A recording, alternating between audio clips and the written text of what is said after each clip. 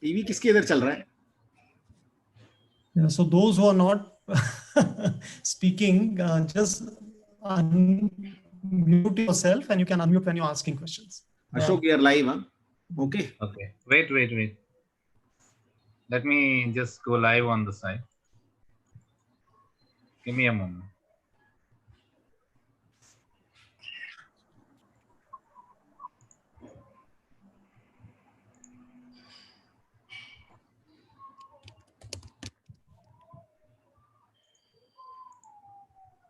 Sandeep, good news is that on Thursday we have Dr. Viral Jain from Cincinnati.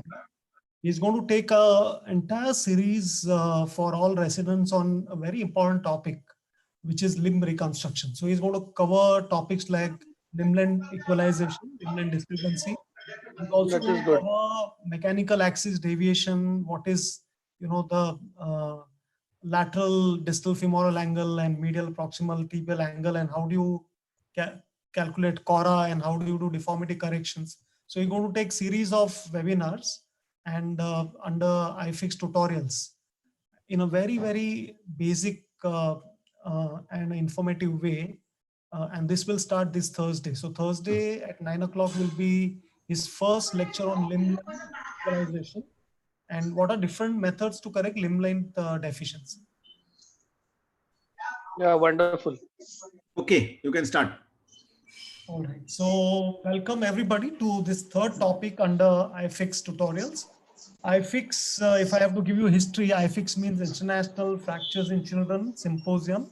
And this was a baby, which was a dream child of 3 pediatric orthopedic surgeons who happened to be very close friends. Sandeep Patwardhan from Pune, Premal Naik from Ahmedabad, and Tarun Nagda from Bombay. So we conceived this idea of teaching pediatric trauma. And so far we have had number of iFix, I think 7 over so far, and 8th one was to be organized at Pune in September. Let's see if COVID allows that. We've also done iFix at Bangladesh, Sri Lanka. We've done in smaller cities, one-day iFix. And this is what was need of the hour, a very simple basic lectures to cover what the postgraduates need to know about pediatric orthopedics. And this is third in the series. The first one was on clubfoot. The second one was DDH. Each one had 2 separate lectures. And this is now the 5th lecture and the third topic on Coxa-Vara, which is important topic because there are a lot of manifestation. Coxa-Vara, like fever, is just a presentation and then can be many causes. So what I want to do is invite Dr. Varun, who is a fellow at Jupiter Hospital doing pediatric orthopedics. So he'll, in few slides, he'll sort of summarize what a postgraduate knows about Coxa-Vara. Varun, share your slides. Yes.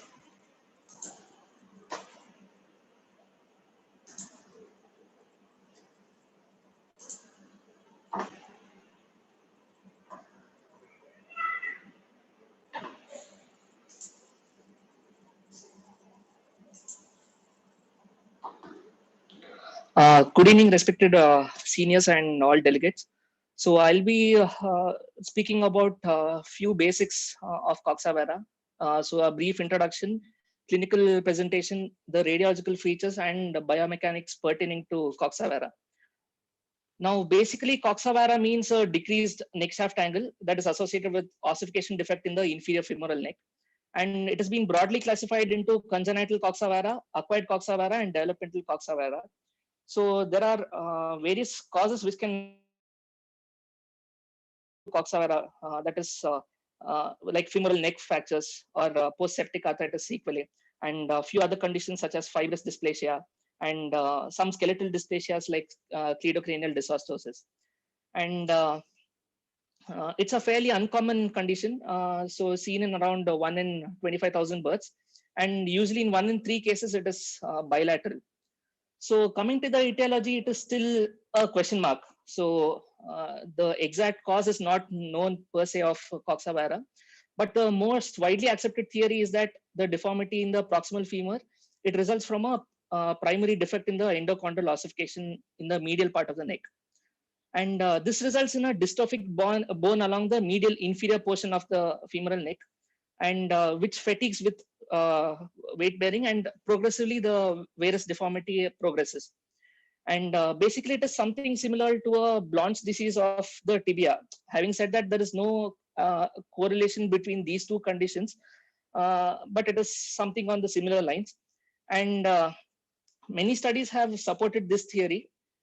So usually what happens is, in the early fetal stage, the proximal femur is actually a single physis, and it then gets separated into a medial cervical zone and a lateral trochanteric apophysis.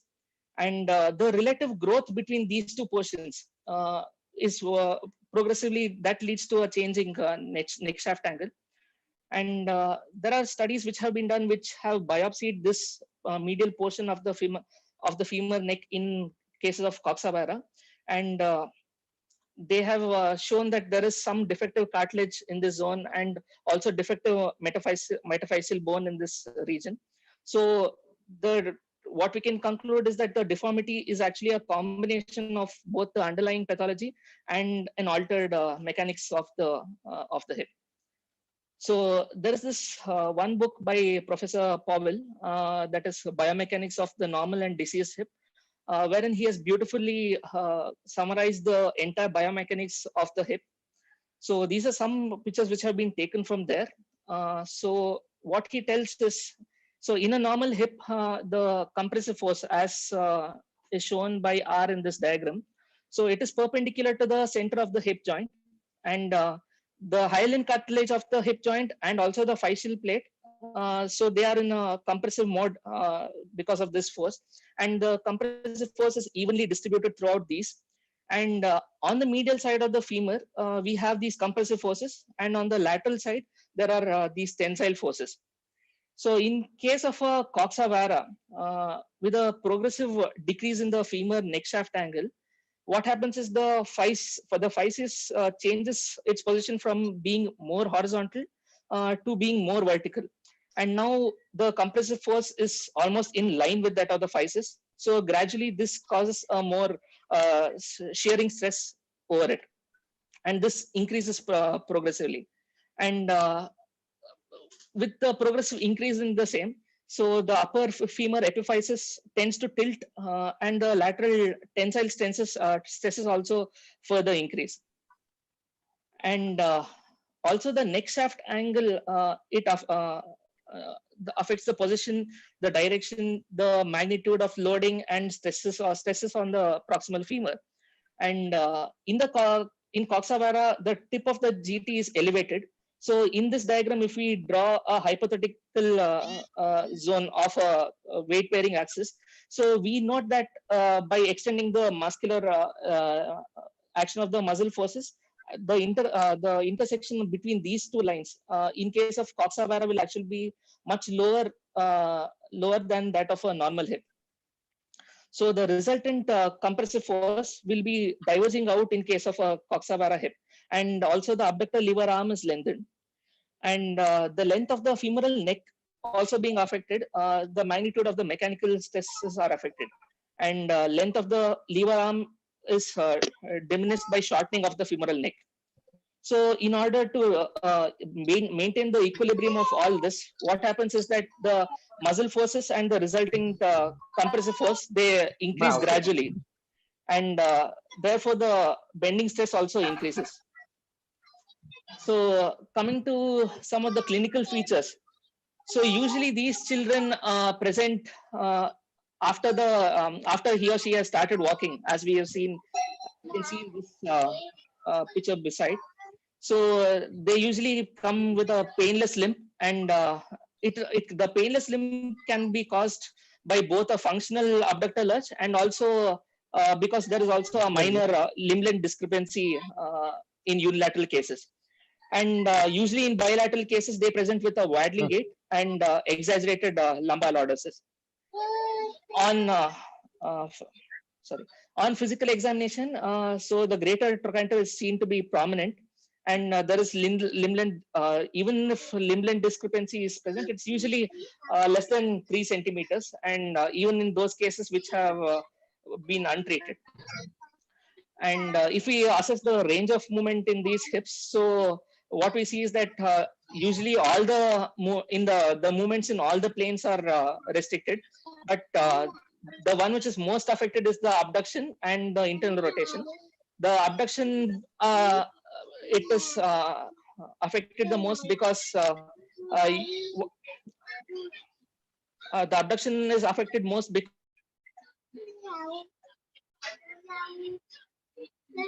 rotation gets affected because usually these children have a excess of retroversion, so that causes the restricted internal rotation in these cases.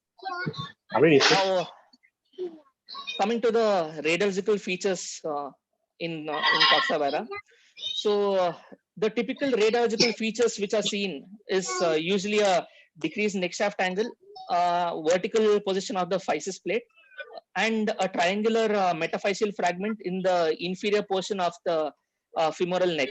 So this is associated with the inverted Y appearance, and the inverted Y appearance is usually not universal, but when it is seen, it is usually seen that there are two radiolucent lines which bound this zone, and previously it was thought that actually there are two physes in this location, but once we get an MRI done, we actually see that it is actually a single physis which has widened, and there is an abnormal zone of ossification at this location. And to quantify the amount of varus in these hips, so what can be measured is the Hilgenreiner epiphysis angle. So the Hilgenreiner line is the horizontal line between the triradiate cartilage, that is H for H. So it is the horizontal line. And if we measure the angle between this line and the line formed by both the physis plates, this gives us the Hilgenreiner epiphysis angle. So normally it is around 16 degrees. And Weinstein in his paper, he actually told that there is it is of prognostic importance, this specific angle. And what he has told is that if this particular angle is more than 60 degrees, then there is high chance that the deformity can progress in the future, and this would actually advocate surgery. And if at all it is less than 45 degrees, then usually these hips remain fairly stable, and there it can, a chance of conservative treatment can also be given in such cases. But those in between, that is 45 to 60 degrees, it's like a gray zone, and he has not clearly mentioned regarding what he is whether these have to be treated or have to be or can be managed conservatively. And these are with respect to the plain radiographs.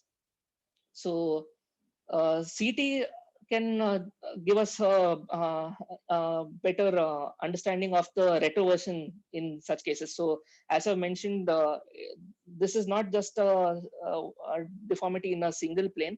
So because of all the muscle forces around the hip, there are some torsion elements which come into play, and this can lead to more retroversion in these hips. So this can be better assessed by taking a CT. So once we know this, we can also plan our future surgeries better. Okay, Varun. Thank you. Yeah, that's it. Yeah, so unshare your skin. So this is what a resident or fellow who reads a book would know about coxa vara. Our aim at iFix is to go beyond that and go to some common understanding practical issues. And thanks, Varun. It was very clearly explained, but I'm going to go a little more into what we should practically know about coxa vara. So coxa vara is a symptom, it's a condition, it's not a diagnosis, and there are many, many types. So this is a typical, what is known as developmental coxa vara. It's not a congenital coxa vara, because these hips would be normal at birth. And if you see these x-rays, typically they show this Y-shaped epiphysis. You can see it very well on the right side, this Y-shaped epiphysis. On the left side also, you can see that there is something wrong with the growth plate. and there is defective endochondral ossification, which Varun spoke about. So, this area is abnormal, and here you can see there is a Y-shaped epiphysis. Now, this is very important to know, and because many times these patients are referred as fracture neck femur. Many times, very good radiologists, some of the top radiologists have diagnosed this as Salter-Harris fracture of neck femur. And these are the children who are walking, running, there is a waddling gait, but there is no pain. And that's why these are not fractures. One should know about this condition because they are misdiagnosed as fracture. These are Coxa-Vara. So, how do I go to next slide? Yeah. So now, this is another cause. This was fracture neck femur, which went into Coxa-Vara. So it can also be post-traumatic. So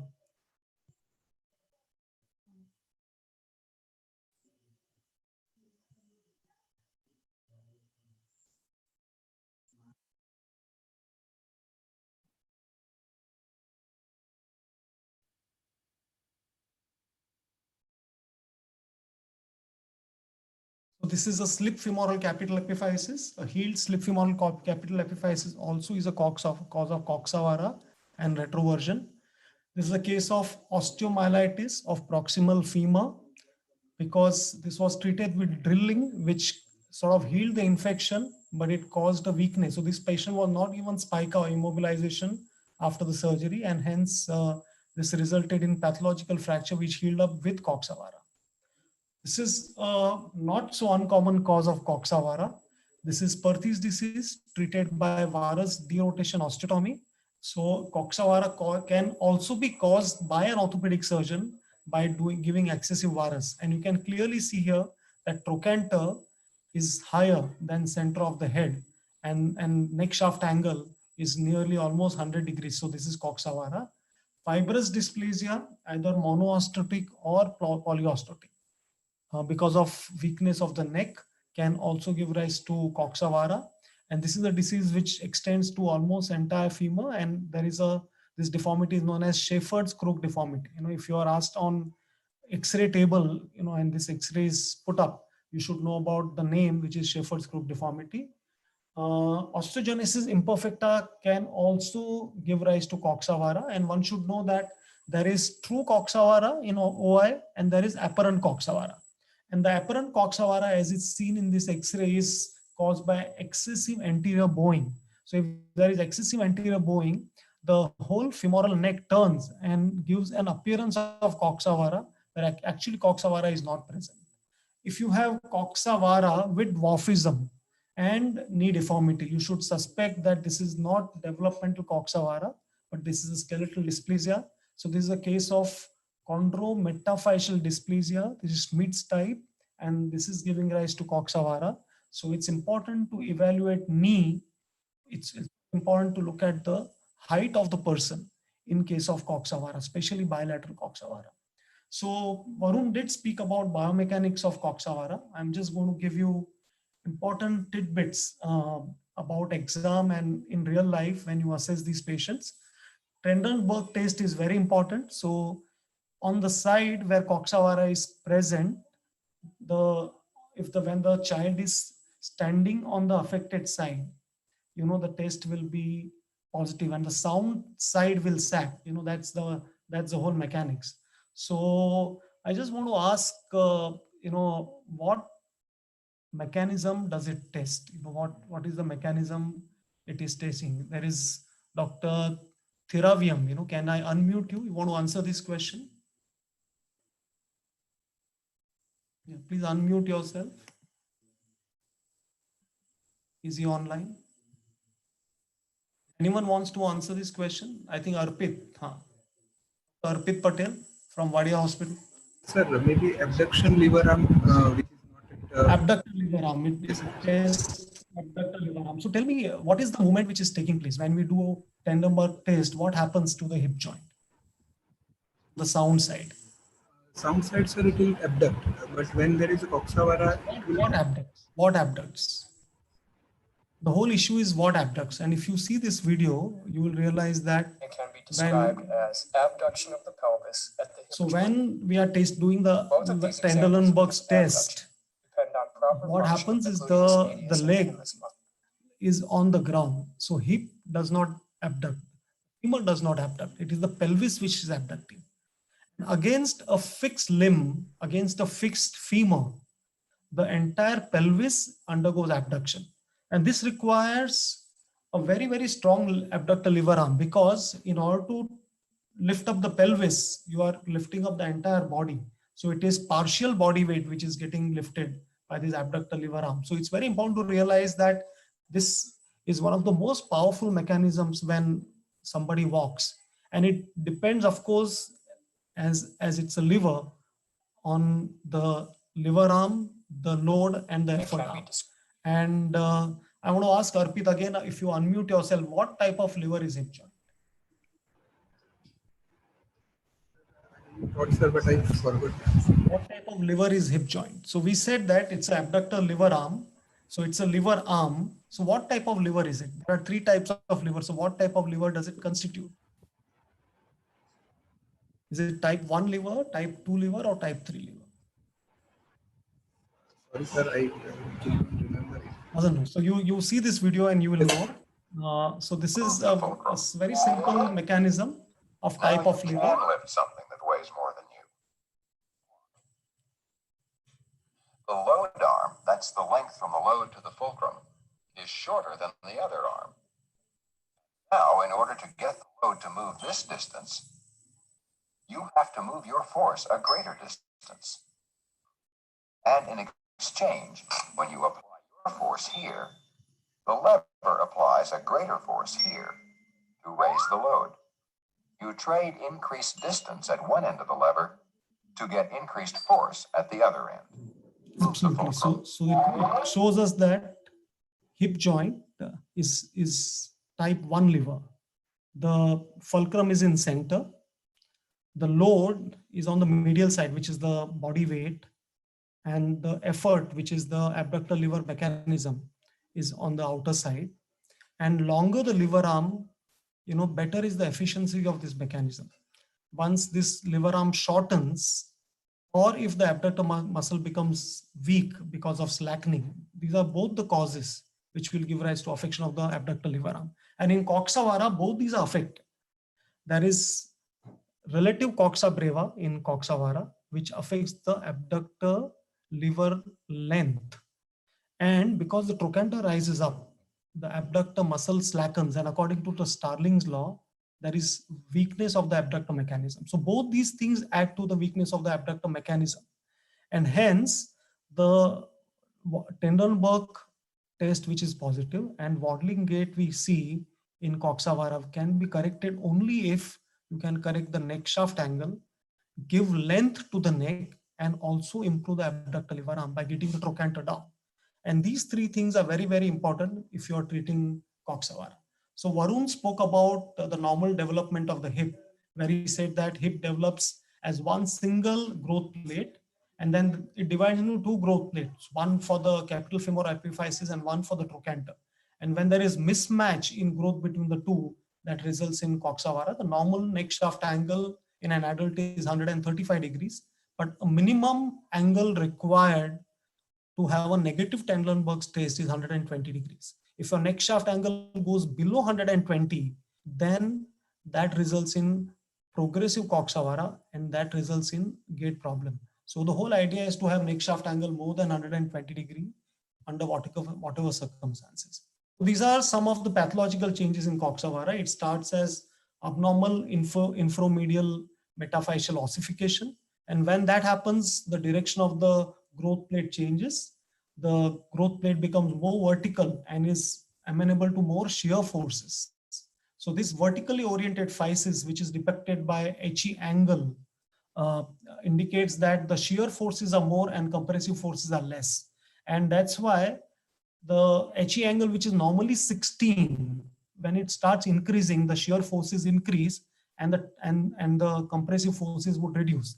And 60-degree angle becomes a tipping point where shear forces become so high that this Coxa-Vara is going to be more and more progressive. That's why 60 becomes the cutoff angle. If HE angle is less than 60, you can still conserve that child, observe. But if HE angle is more than 60, then you have to operate and correct that angle. What is important is the vector R is not vertical. It is around 15 to 20 degrees. So when you operate these patients, your aim is not to get the physis horizontal, but you want to get the physis at 15 to 20 degrees perpendicular to this vector R, so that you get proper compressive forces. So shear forces increase when HE angle becomes more than 60. Now what happens is, with increasing forces, you have fragmentation. It results in triangular inframedial fragment. This phenomenon seen in many pediatric orthopedic conditions, also seen in Blount's disease. So whenever there is abnormal force, it separates out a fragment away from the physis. It extrudes this fragment. It happens in Perthes disease. So whenever there is issue of the growth plate, you have extrusion of extra bone, what is known as endochondral bomb, as Schoenecker called it in the Perthes webinar, which was done yesterday. So, that's an endochondral bomb. It throws out bone outside its normal confines, which forms this triangular portion. There is abnormal neck shaft angle, which becomes progressively reduced in developmental Coxa-Vara. And what is most important is, now trochanter, instead of adding to width and height, it improves, it grows vertically, and this is known as trochanteric rocket. So two things are important when we talk about varas. One is neck shaft angle, and second is the relative position of tip of trochanter and center of femoral head. If trochanter is at same level as center of the femoral head, the child will not have abductor mechanism problem, even if there is neck shaft angle is reduced. So one has to look at neck shaft angle in assessment, and also make sure that the tip of the trochanter and center of the femoral head are at the same level. So when the trochanter rises up, in this patient untreated, progressing forward, you can see that there is progressive shortening and varus of neck. Shortening of neck is more responsible for a Trendelenburg's gait or failure of abductor liver arm than the varus. So shortening of the neck accompanied by trochanteric overgrowth, which weakens the abductor mechanism, weakens the abductor liver arm, and the entire mechanics is altered. And if you don't treat this, what happens? There is progressive varus, and this progressive varus can result in a picture like this, where neck is almost touching the acetabulum. There is restriction of movements. There is lurch. There is fatigue. There is restriction of sitting cross-legged, squatting, and this can give rise to arthritis of the hip and may require a hip replacement, a very difficult hip replacement to do at a later date. So what we need to do is prevent this condition. And this severe Coxa-Vara with acetabular dysplasia really needs to be prevented than having to be treated. Clinical problems, Varun all spoke to you about. We know that Trendelenburg's gait, Trendelenburg's test, and Duchenne's limb. What is the pathophysiology? I have discussed in detail. Shortening, Varun told you that it is never more than 3 centimeters. And the reason is that, fortunately, Coxa-Vara happens in hip and not in the knee. Knee is the physis which is growing very fast. Hip is a physis which doesn't grow very fast. So even if the physis is affected, the ultimate shortening is not of a great extent. And what is important is to notice that it's not only a 2-dimensional problem, it's a 3-dimensional problem. So you have retroversion of the hip, which gives rise to external rotation gait. So these are the examination findings which are important to notice. You must look at how the child walks, and all these issues should be discussed when you are presenting your examination findings. Radiological evaluation, neck shaft angle, everyone knows, but here one must calculate HE angle, which is between the horizontal line, which is Hilgen-Reynolds line, and the line going through the physis. And one also calculates the neck shaft angle, and Varun has described this. So one more line I want to describe is the HT angle. So this is the line joining trochanter and the superior part of the femoral head. And the angle between that line and the H line is also important because that tells you what is the functional Coxa-Vara, how much trochanter is overriding as compared to the head. It's important to do CT scan in severe cases because there is retroversion, and if you don't correct retroversion, there will be persistent lumbar lordosis and flexion deformity of the hip. And also the child will not be able to walk or run well because the extension lever arm will be affected, because we always look at the abductor lever arm but don't look at the extension lever arm. Extension of the hip is the force generator for propelling forwards, and if the gluteus maximus is not working well, the child will not able to have a good gait. So it's important to correct gluteus medius by correcting varus, and it's important to correct gluteus maximus by correcting the rotation. So whole entire decision is based on HE angle. If HE angle is less than 45, this deformity will not progress. You just need to observe and make sure this treated conservatively. This doesn't require any surgery. If HE angle is around 50 degrees, some of them may progress, and strict observation is required by doing X-rays once in 6 months for these children. And if HE angle is more than 60, these require definitely surgery, not for correcting the gait, but also for preventing increase in the deformity. So we'll just look at some case scenarios here. This is a 6-year-old child, and you can see there is Coxa-Vara on the right side. Okay, and you can see there is a Y epiphysis of the femoral neck. The tip of the trochanter is higher than the center of the head here. You can see the tip of the trochanter is at the center of the head on the left side. So this is Coxa-Vara, but when you measure the HE angle, it is 40 on the right and 30 on the left side. On 30 also has mild Coxa-Vara because normal HE angle would be around 19 degrees. So because HE angle is less than 45 in this case, we decided to conserve this. And you can see this 2 years later, the child's Coxa-Vara has not progressed. And this child we followed up till maturity, never had any limb length discrepancy, no lurch. And this is a doctor's child who never required any surgery. So not all Coxa-Vara need to be operated. On the other hand, if you see, this is bilateral sort of condition. On one side, HE angle is 25, little more than normal, but on this side, HE angle is 70. So this child needs a surgery, and this surgery will be in form of valgus subtrochanteric osteotomy.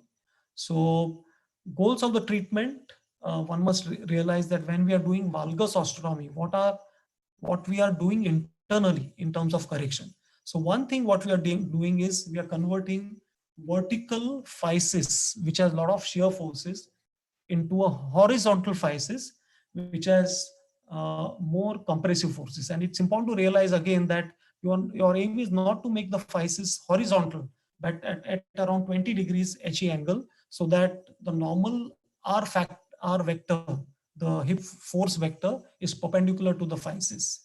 It's also important to realize that you want to do something to the trochanter. So when we are doing this osteotomy, the trochanter which was horizontal and was a rocket trochanter growing vertically up becomes a vertical trochanter, and now will act to the length of the femoral neck and help in improving the liver arm rather than going up.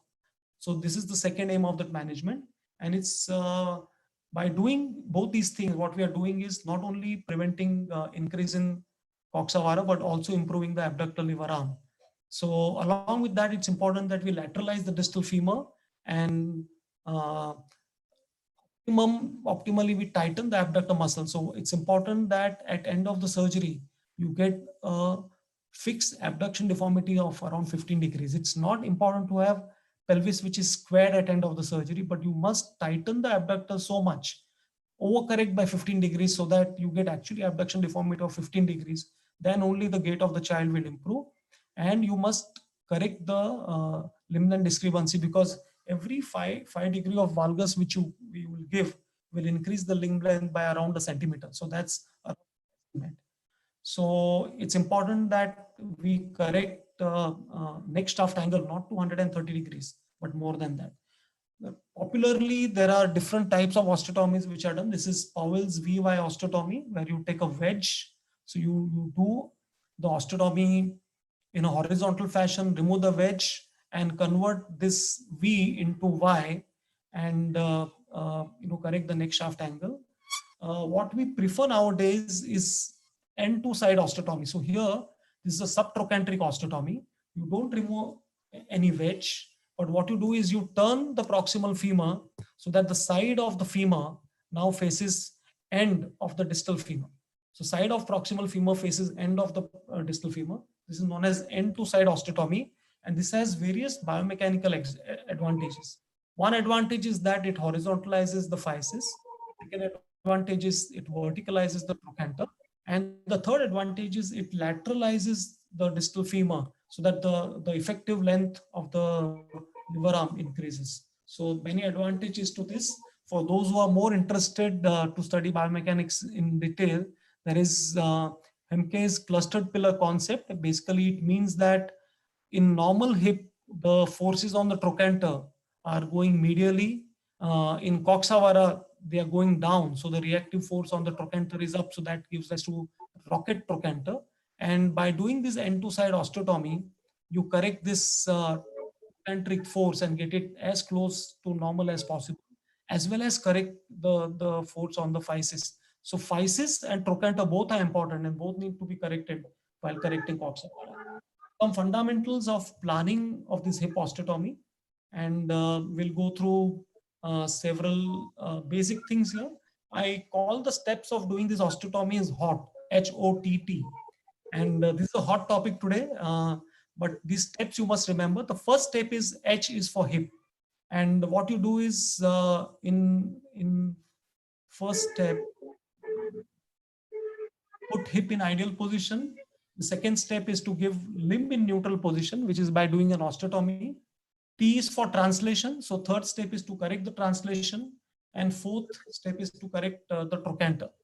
And these four steps are true for any osteotomy. If you're doing a varus derotation for Perthes, these four steps will be important. If you're doing an osteotomy for DDH, these will be important. If you're doing an osteotomy for Coxa-Vara, again, these steps are important. I'm going to illustrate these four steps with a case illustration of Coxa-Vara. So this is a child with Coxa-Vara, and you need to correct this hip. So first thing is to put hip in the right position. And to put in the right position, you're going to adduct the hip. And how much to adduct the hip? You will adduct the hip so that the tip of the trochanter becomes same level as center of the femoral head. You will adduct the hip so that the femoral physis, instead of being vertical, now becomes 20 degrees to the horizontal. You will adduct sufficiently so that the trochanteric physis becomes vertical. So all these three criteria should be satisfied, and you adduct the hip. Now you cannot have the hip adducted, so you have to get the limb in normal position. So that's by doing an osteotomy. So you do a subtrochanteric osteotomy and give valgus and correct. Now when you give plain valgus without translation, what happens is if you draw a mechanical axis to the shaft, it goes through the neck. Ideally, it should be going through the tip of the trochanter. You remember that when you are doing femoral nailing, if you put your awl through the tip of the trochanter and pass the nail down, it goes to the shaft. When you're doing THR, you make a hole in the tip of the trochanter in the piriformis fossa, and that will lead you directly into the shaft. So if you do an osteotomy like this, the problem is your tip of the trochanter, if you make a hole, it's going to go outside the shaft. And this is not the good biomechanics. What is required is to translate. So third step T is for translation, where we translate the femoral shaft laterally so that it is in line with the piriformis fossa. And then in this case, this also takes care of the trochanter, because now the trochanter is vertical. So step 4 is already taken care of here. If you are doing varus osteotomy, the trochanter goes high. So step 4 is important because you will do a trochanteric epiphysiodesis while doing varus osteotomy for Perthes. It's really not required when you're doing osteotomy for Coxa-Vara. So I'm going to illustrate this method. So this is a child with bilateral Coxa-Vara. Only on one side, the H angle is more than 60. So we are going to correct only the right side. And how we correct is, again, during surgery, you repeat these 4 steps. H-O-T-T, H is for the hip. So adduct the hip. And with hip in full adduction, what I do is I pass a K-wire or a shank screw through the proximal femur in a horizontal fashion. And then you create a distal block by putting shank screws perpendicular to the shaft of the femur, which is distal femur. So you have Schwann screws in two different directions. This is in the direction where you want hip to be, and this is in the direction perpendicular to the limb. And by doing an osteotomy, then you get both the Schwann screws parallel to each other. You will adjust the translation so that the line going in the middle of the shaft goes through the tip of the physis in the piriformis fossa. So you don't have to take any wedge, you don't have to do any shortening, but by combining angulation and translation, you are able to correct this deformity. Third point is that you must realize that there is retroversion. So if you put these Schwann screws in different rotations, when you get them in one line, you will be able to correct the rotation. So proximal wires will go from anterior to posterior, the distal wires will go in a horizontal fashion so that you are able to correct the retroversion in these patients. And important to again emphasize here that you are not just treating neck shaft angle, you are also treating trochanter. So one has to get trochanter to be vertical, and one must get almost 15 degrees abduction deformity at the end of the surgery. If you don't want to do external fixator but want to do a plate, what I do is, again, my planning gets done with external fixator on table, and I do plate to just neutralize my correction. This is how you do a lateral approach to the femur. The patient is in horizontal position on ordinary table, and pass these two K wires to detect, denote the proximal femur and distal femur, do a subtrochanteric osteotomy, do your correction, get your translation done, and then at that stage, you can put a bent DCP or a bent proximal femoral plate. This is a special lateral proximal femoral plate for coxa vara, and this is put, and then you pass screws, which maintains the correction. So I get the correction with help of external fixator and use the plate only to act as a neutralization plate to maintain the correction, which is obtained with an X-fix, and then you remove the X-fix on table, put the patient in spica. If he's a young patient, an old patient, you can mobilize and keep non-weight bearing till the time osteotomy heals. And this is that follow-up of 10 months, we can see that the neck shaft angle is corrected, the trochanter is vertical, the physis at 20 degrees, the retroversion is corrected. But what you see is pelvis is oblique. I want to achieve so much correction that actually the abductor mechanism will pull the pelvis down, and this is required if you want to have a good weight pattern in this child. Another child here, had 3-year-old child, coxa vara, has neck shaft angle which is reduced almost 100 degrees, HE angle 70, so we need to correct, and this was treated with external fixator, JES fixator, and then osteotomy correction, and then this healed well, and you can see that we have achieved all the goals, improved the neck shaft angle, got length in the neck, and got the physis to be horizontal. So this patient had good rotation and a good length, and no lurch at the end of the surgery. This is post-septic, post-osteomyelitis coxa vara, again same method used to correct. And again, you can see that I'm over-correcting so that the pelvis, you will see always oblique in all my x-rays, which gets corrected over a period of time. So bilateral coxa vara, you can do same size surgery using external fixator, no need of any blood transfusion, no need to do any state surgery. Do bilateral same setting without any incision. This is a percutaneous procedure, and the child doing well. So in summary, what we need to realize that coxa vara, two important terms are abductor liver arm dysfunction and shortening and retroversion. So these three clinical tests and radiological tests will be important. You should correct if HE angle is more than 60. You must remember that the surgery for this is subtrochanteric osteotomy, whether you use plate or X-fix, doesn't matter, but it's a subtrochanteric osteotomy. You must give adequate valgus. You must translate the shaft laterally, and you must add internal rotation to correct retroversion. You must add 50 degrees of overcorrection for gate correction, and your aim should be to get physis perpendicular to the R vector and also to get trochanter. So this was, in short, what should know about coxa vara. In around 30 minutes, we have covered this lecture. I think I would invite Dr. Premal Nayak after this to share screen and share a case, and we can have questions from the audience. Okay, Taral, thank you. That was a great presentation. I think people know how it should be corrected and what amount should be corrected. So I'm going to take a small quiz on this child that whether I did was correct or not, and then I'll show what happened. This is a 7-year-old female. She came to me with a shortening gait.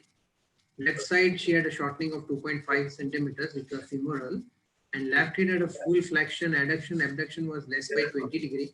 Internal rotation was restricted, and external rotation was slightly more compared to opposite side. Mild Trendelenburg positive, and her spine was wrong. And this is her X-ray. And the X-ray beautifully shows that there is a Y epiphysis here. The trochanter is overriding, and her HA angle is approximately 50 degree. And see, she is a case of a unilateral side, and there is no associated disease involved, as you have shown in multiple cases where there are syndromic cases. So if you draw a line along the center of the femoral head, it goes underneath the trochanter. That means there is a reversal of the articular trochanteric distance, as we call it, and what you have also suggested, and that needs to be corrected.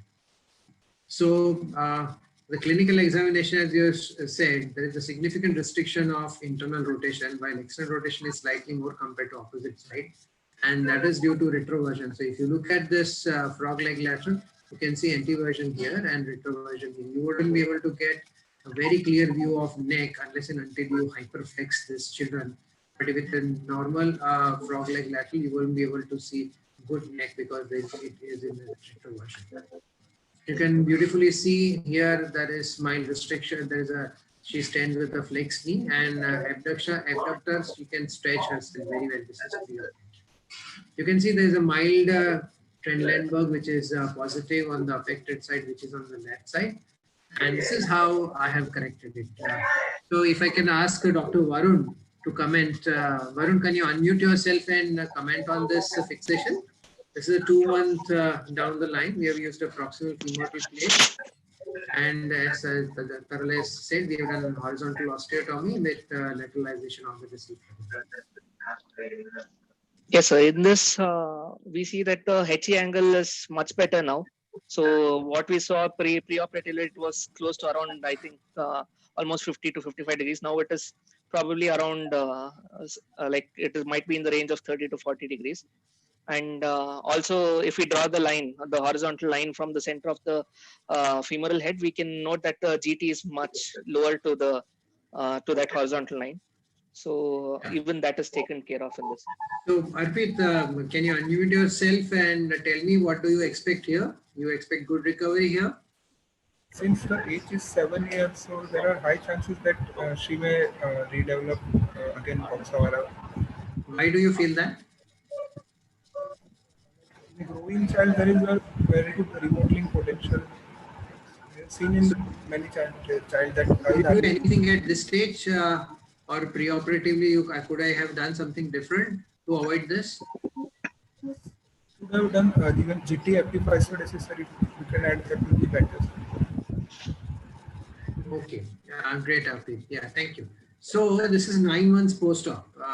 Arpit, you want to comment now on this?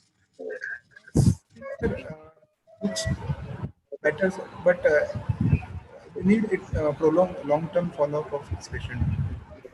Yeah, so do you expect a problem here? It has healed very well. The trochanter is also, you know, there, down there, underneath the.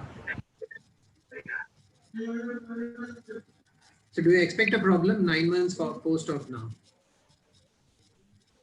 Regular follow-up, sir. So how long would you keep the child in follow-up? Till sir maturity. Till maturity. Oh, good. Yeah. We don't have so many patients who come to maturity. So fortunately, at 13 months, this child was like this.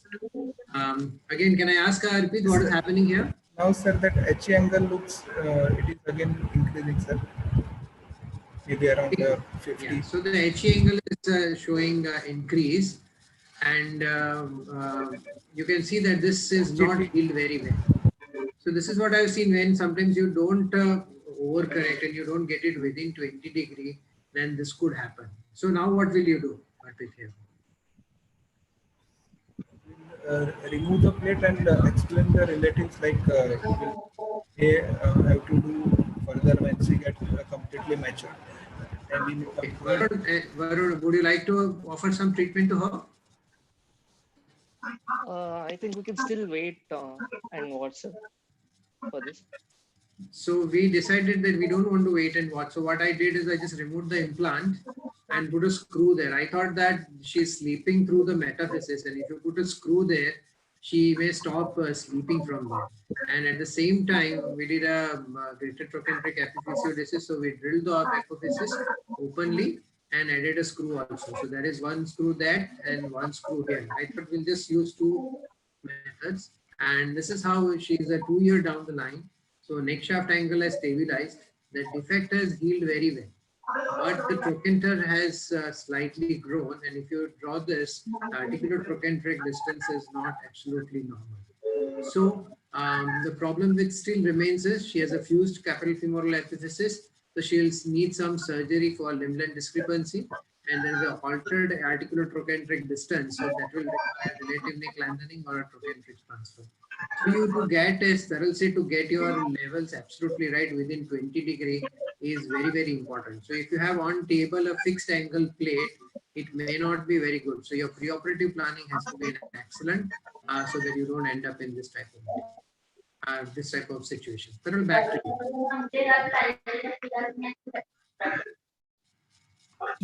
So, Sandeep, any questions from the audience? Yeah.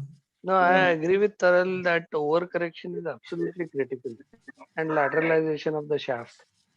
Because what happens is it's a painless condition. The parents are only concerned about limb-length discrepancy. They hardly have any pain. So unless you give them that length, no, they're not happy. Any questions from audience? Yeah. So Sandeep, I want to ask you one question. Congratulations on having a JBA's publication on non-union fracture neck femur in children. It's published as a review article. So I want to ask you if you have a fracture neck femur which is ununited in a child with Coxa-Vara.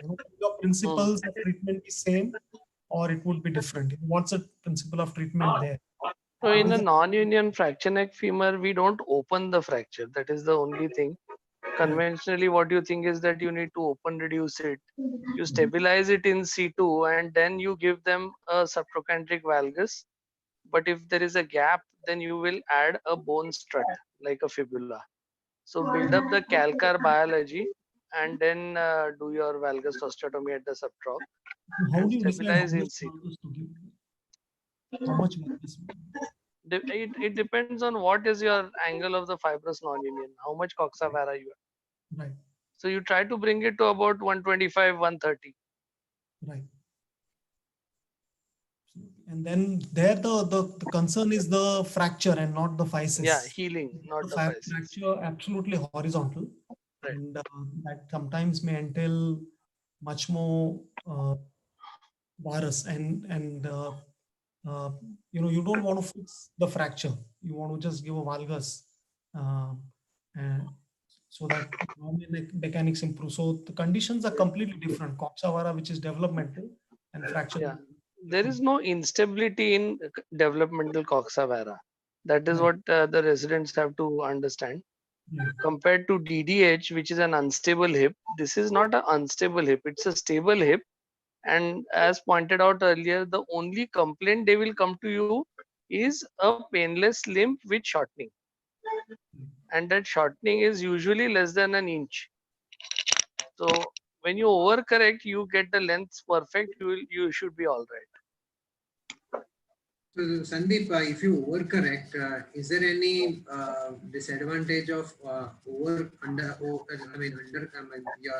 subluxation of the hip as significant amount of the capitofemoral epiphysis becomes lateralized, and sometimes there is a chance of mild subluxation you get. So has it ever happened with you, or for overcorrection, making your neck shaft angle say about 140 to 150 range? No, not 150. Your range should be between 125 to 140 max. And secondly, in Coxa-Vara, the head is smaller always than the other side. even if you end up giving little more valgus, in case the only discrepancy here is a coxa which is associated with PFF or congenital femoral deficiency. So if you're correcting that with a valgus osteotomy, one also has to correct acetabulum, because acetabulum will also be deficient. And in that case, you may have to do a Degas type of osteotomy to stabilize the acetabulum. So that's the only sort of exception where you may require a correction of valgus by doing valgus osteotomy with an acetabular procedure. You don't need an acetabular procedure all the time.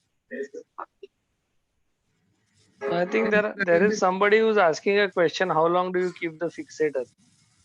So Along, so it's fixator today you have morning, given up. You have to tell. I was trying to prepare a dish and I asked my wife, how much salt should I put in the dish? And he said, as much as is required to taste it good. So how long do you keep a fixator? The answer is similar. The answer is that you keep it till the time osteotomy heals and consolidates, and then you remove. So generally it is around 6 weeks to 8 weeks in a Okay. yeah. And can you do only GT epiphysiodesis as a prophylactic surgery, early stages? So the answer to that is that grows only till 10 years age. So any surgery which is epiphysiodesis will not be to a transplant. Secondly, the problem here is not only the facial orientation. So by screwing the trochanter, will not be able to have faces and trochanter. Hence, correction of the neck shaft angle, valgus osteotomy is essential. Only regular trochanteric epiphysiodesis will not be able to achieve.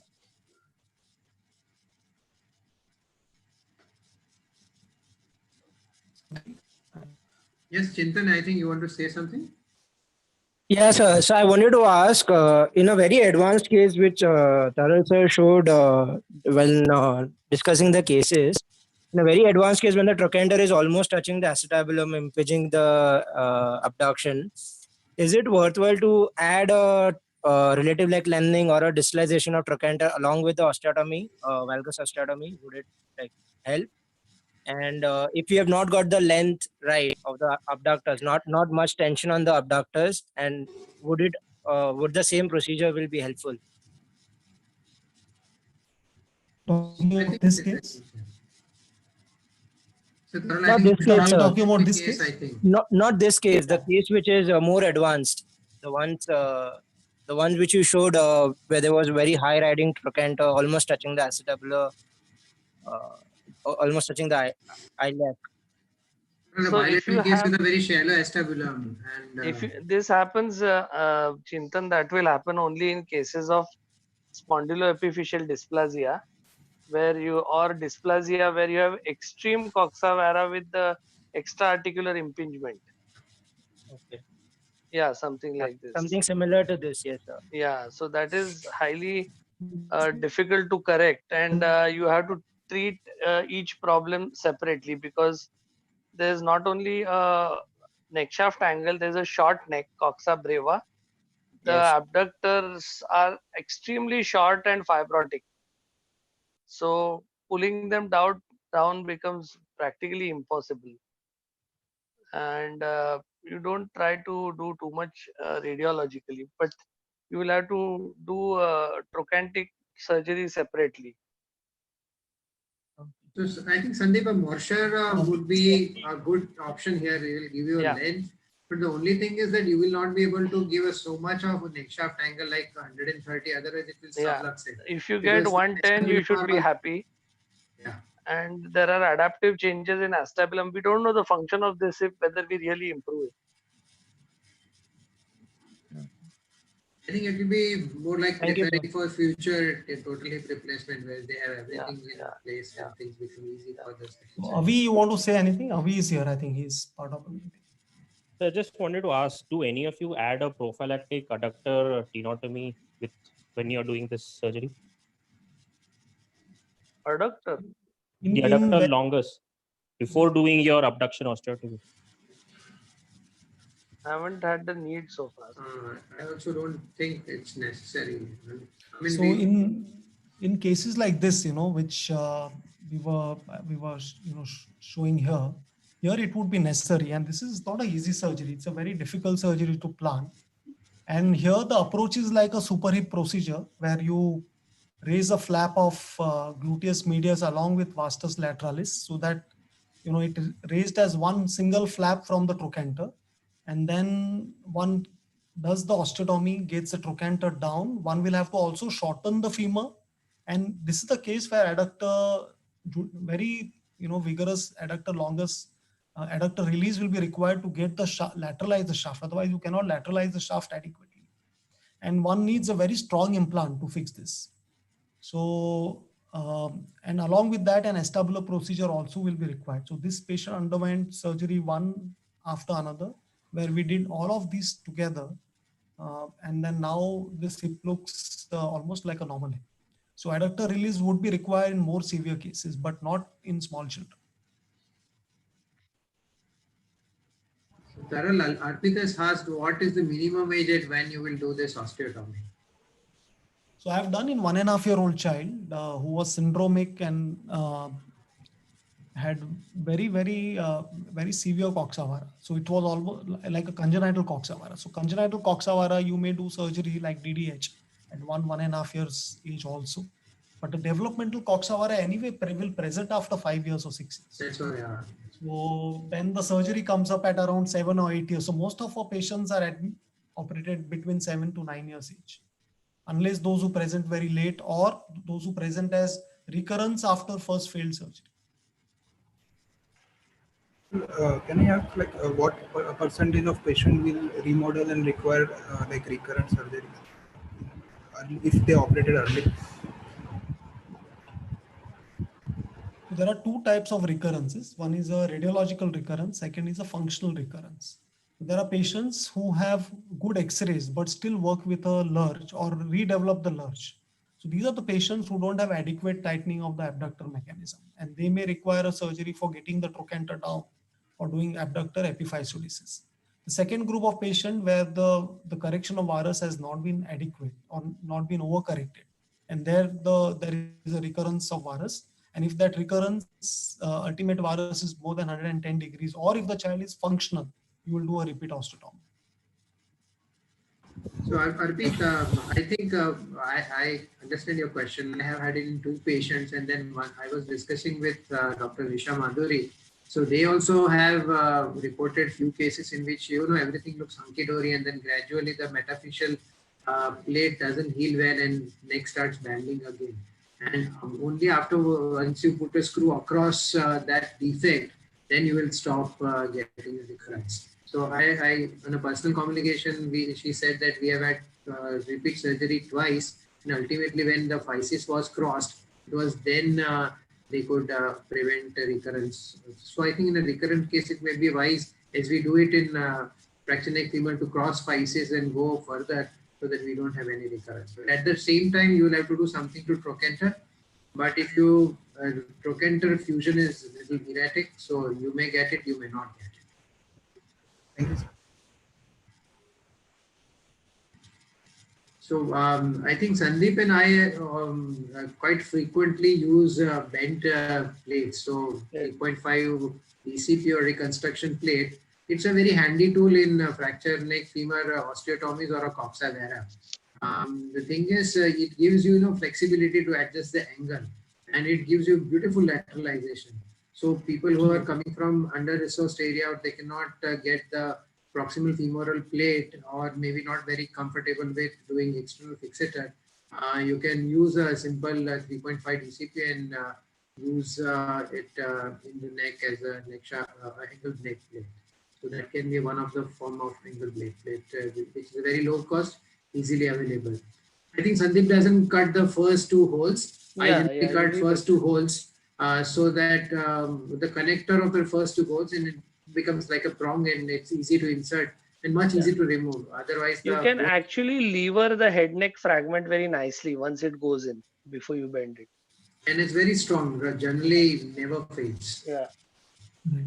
So again, it's a choice because, even the best designed specialty plates, they give a lot more headache than. Yeah.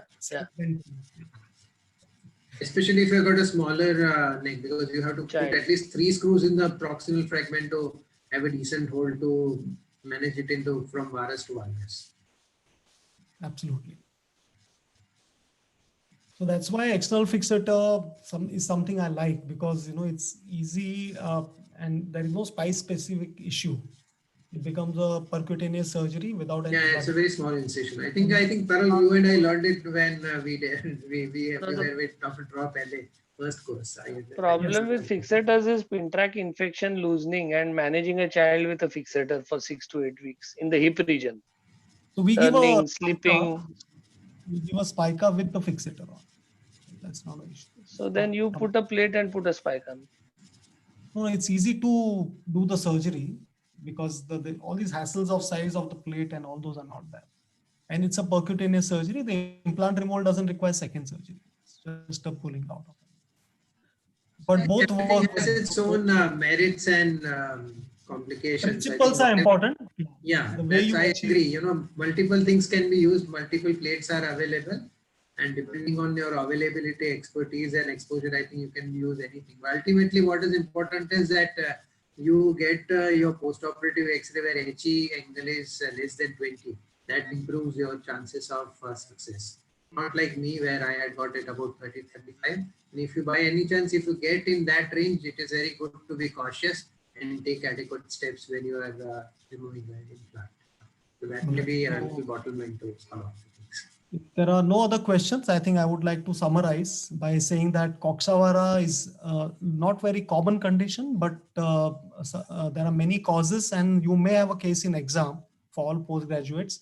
But definitely as a general orthopedic surgeon and as pediatric orthopedic surgeon, you have to know how to treat Coxa vara.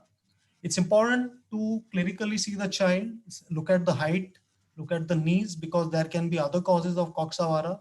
It's important you take X-ray in proper rotations, AP and frog lateral. Whenever required, don't hesitate to do a CT scan to look for retroversion. And if you're planning to correct the Coxa vara, you really need to plan your surgery well. Plan so that you can correct the neck shaft angle. You will correct the fascial orientation to around 20 degrees to horizontal. You will also correct the trochanter and make sure that you have some tightness in the abductor muscle at end of the surgery so that the patient's gait is good, whenever he is ready to walk, he doesn't have a lurch. Having said that, there is a chance of recurrence, as Premal said, especially it is in children with dysplasia or children which don't have adequate correction. Some children will get in spite of anything which is done, and this must be explained well to the parents. In all, it's a fantastic surgery to do, a fantastic case to have in exam. And if you have a choice to have a case of Coxa vara, you must grab it, because I had that case in my MS exam and I did well in that. So with this, we say good night to everybody. Stay safe till 3rd May because the lockdown has been extended, and so has been our iFix tutorials. So on this Thursday at 9 o'clock, we'll meet with Dr. Viral Jain from Cincinnati, USA, on a very nice illustrative lecture on how to clinically look at limb length discrepancy and how to correct it. Good night.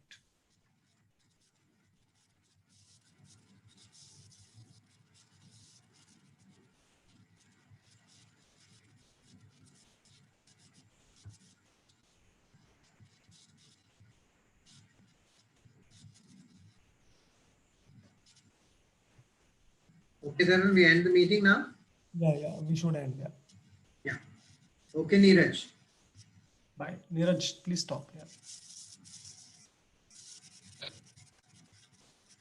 Hello. Yeah. Okay. Okay, bye-bye.